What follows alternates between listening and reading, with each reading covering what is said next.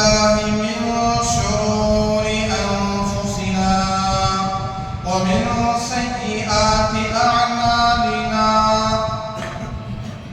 ونعوذ بالله من شرور أنفسنا ومن سيئات أعمالنا من يهد الله فلا مضل له ومن يضلله فلا هادي له ونشهد أن لا إله إلا الله وحده لا شريك له ونشهد أن سيدنا وسندنا ومولانا محمدا عبده ورسوله أرسله بالحق بشيرا ونذيرا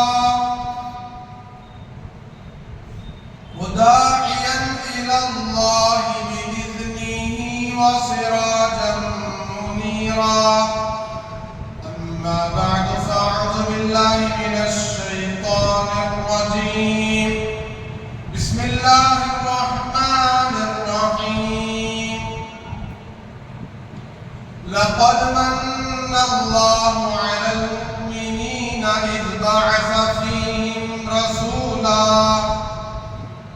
إذ بعث فيهم رسولا منهم يتلو عليهم آياته ويعلمهم الكتاب والحكمة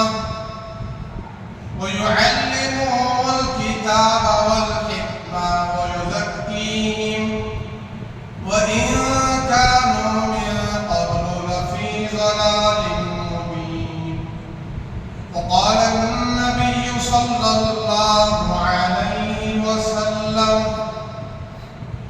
من حفظ سنتي أكرمه الله بأربع خصال المحبة في قلوب البررة والهيبة في قلوب الفجرة والسعة في الرزق والثقة في الدين أو كما قال عليه الصلاة والسلام رب اشرح لي صدري ويسر لي أمري واحلل عقدة من لساني يفقهوا قولي ربي زدني علما اللهم صل على سيدنا مولانا محمد في أول كلامنا اللهم بارك على سيدنا ومولانا محمد في أوسط كلامنا اللهم صل على سيدنا مولانا محمد في آخر كلامنا صدر محترم حاضرین مجلس بزرگوں دوستوں ملت کے عزیز نوجوانوں ربیع الاول کا مقدس مبارک مہینہ اس کے عنوانات امام الانبیاء سید الانبیاء ساقی کوثر شافی محشر حضرت سیدنا مولانا محمد رسول اللہ صلی اللہ علیہ وسلم کی پاکیزہ سیرت آپ کی پاکیزہ صورت آپ کے عادات و اخلاق آپ کے صفات و کردار اس عنوان پر ہمارا مستقل کئی جمعہ سے بیان چل رہا ہے اللہ تبارک و تعالیٰ نے اپنے حبیب پاک صلی اللہ علیہ وسلم کو جو بنایا ہے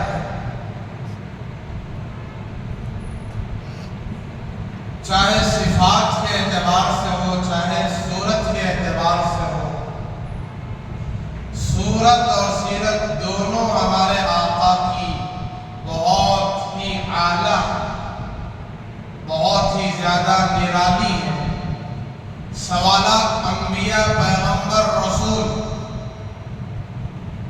میں دو جملوں میں عرض کرتا ہوں کہ حضرت آدم علیہ السلام سے لے کر حضرت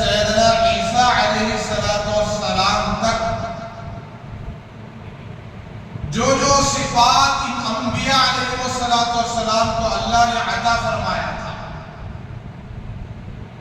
آدم علیہ السلام، حضرت نوح علیہ السلام، حضرت شیخ علیہ السلام، حضرت ابراہیم علیہ السلام، حضرت داؤد علیہ السلام، سلیمان علیہ السلام، حضرت موسیٰ علیہ السلام، ہارون علیہ السلام، یوسف علیہ السلام، ایوب علیہ السلام، یہ تمام انبیاء پیغمبر. قرآن میں تو صرف 26 نبیوں کا ذکر ہے اور انبیاء کی فہرست 100,000 ہے. اللہ تبارک و تعالیٰ نے 100,000 انبیاء کو جو صفات عطا فرمائے تھے. ہر نبی کی الگ الگ شان تھی، الگ الگ خصوصیت تھی، الگ الگ صفت تھی، الگ الگ معجزہ تھا. اللہ نے الگ الگ اعتبار سے انبیاء کو عطا فرمایا تھا.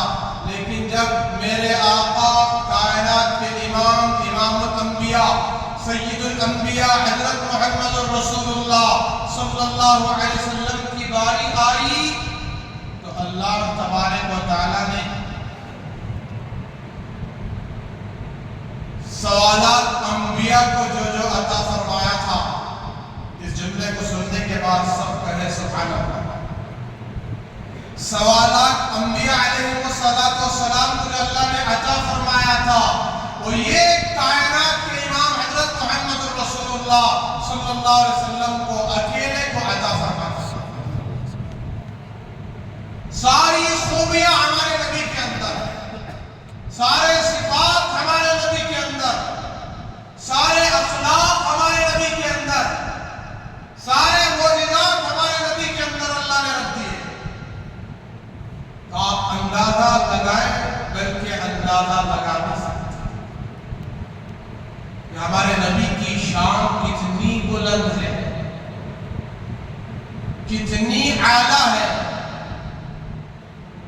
جس نبی کی شان کو بیان کرنے کے لیے نہ تقاریر کی ضرورت ہے، نہ نعتوں کی محفل لگانے کی ضرورت ہے، نہ وعظ و مجالس اور تقاریر، خطابات، بیانات کی ضرورت ہے کہ جن وعظ و نصیحت، بیانات، تقاریر، خطابات، نعت کی محفلیں اور مجلسوں کے ذریعے سے نبی کا تعارف کرایا جائے اور نبی کی شان بلند کر دیا جائے. میرے نبی کی ذات ان تمام چیزوں کی محتاج نہیں ہے. قرآن پاک کی ایک آیت، قرآن پاک کی ایک آیت 30واں پارہ سورہ علم نشرح لك صدرك ألم نشرح لك صدرك ووضعنا عنك وزرك الذي أنقض ظهرك ورفعنا لك ذكرك. یہ آیت ورفعنا لك ذكرك، اے نبی جی ہم نے آپ کا ذکر مبارک بہت بلند کر دیا. ایک ترجمہ وَرَفَعْنَا لَكَ ذِكْرَكَ، اے نبی جی ہم نے آپ کا تذکرہ کیسے کیا؟ بہت بلند کر دیا. وَرَفَعْنَا لَكَ ذِكْرَكَ، لَكَ کا جہاں بھی آ رہا ہے نبی سے مخاطب ہے، اللہ نبی سے بات کر رہے ہیں.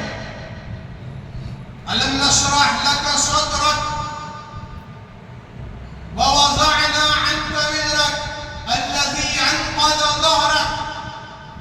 یہ تین چیزیں بیان کر کے اے نبی جی ہم نے آپ کا ذکر اتنا بلند کیا. وَرَفَعْنَا لَكَ ذِكْرَكَ، آپ کا ذکر آپ کے لیے بلند کیا. وَرَفَعْنَا لَكَ ذِكْرَكَ، آپ کے لیے. آپ کا کوئی بہت قریبی دوست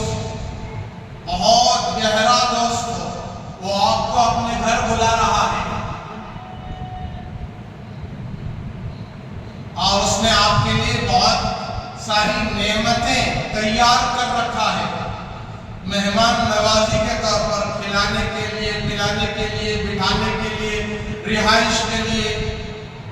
تو آپ گئے، جا کر اس سے کہہ رہے ہیں کہ میرے بھائی، میرے دوست، میں نہ یہاں کھانے کے لیے آیا ہوں، نہ پینے کے لیے آیا ہوں، نہ بیٹھنے کے لیے آیا ہوں، نہ رہائش اور آرام کے لیے آیا ہوں، بس میں تیرے لیے آیا۔ اس کے لیے آیا ہوں، صرف اور صرف تیرے لیے۔ اے نبی جی، ہم نے آپ کا جو مقام بلند کیا ہے وہ آپ کے لیے بلند کیا ہے تاکہ آپ خوش ہو جائیں، آپ راضی ہو جائیں۔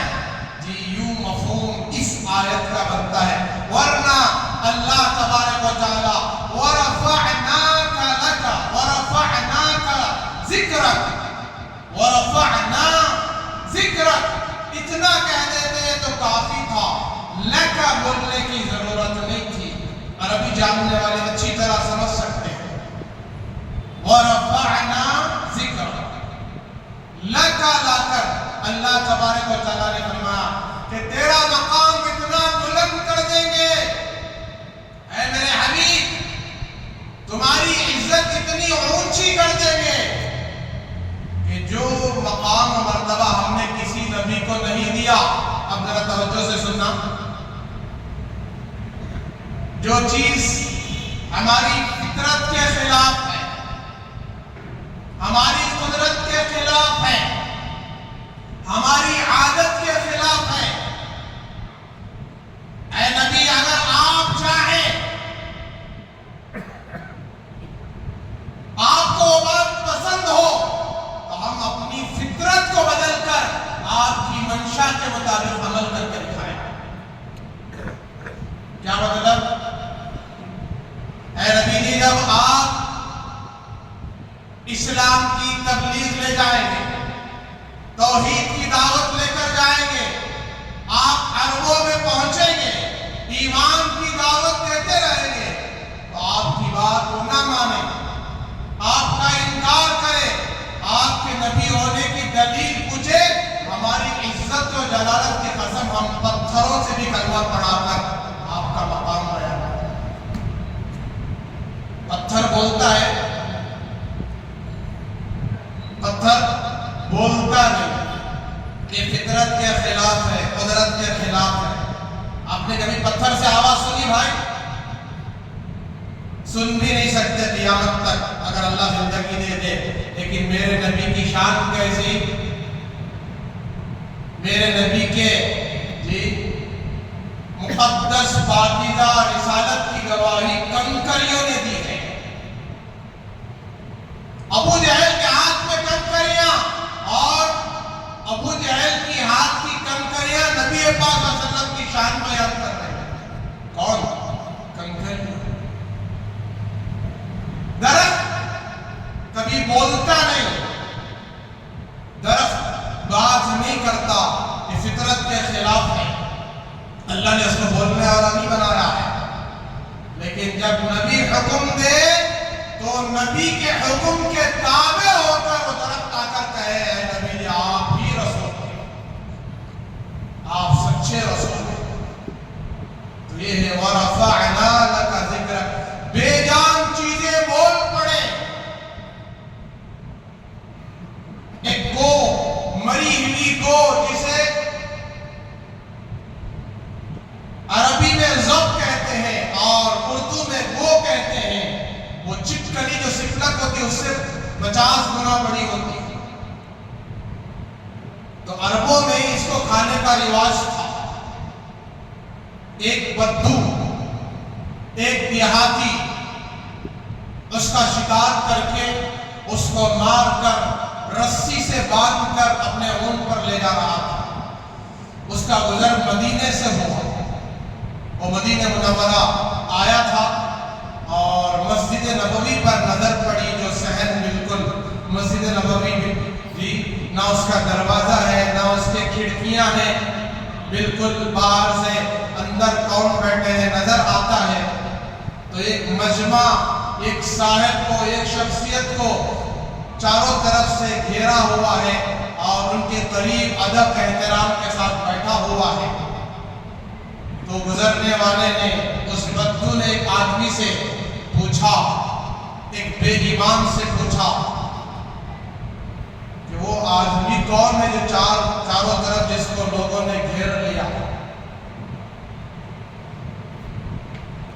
تو اس نے کہا کہ یہ وہی آدمی ہے جس نے نبوت کا دعویٰ کیا ہے، رسول ہونے کا دعویٰ کیا ہے، پیغمبر ہونے کا دعویٰ کیا ہے۔ چنانچہ وہ آگے بڑھتا ہے، اپنی اونٹ کو رسی سے باندھ کر آگے بڑھتا ہے اور جناب محمد رسول اللہ صلی اللہ علیہ وسلم کے قریب ہوتا ہے، اور اس نے بھی سن رکھا تھا کہ یہ محمد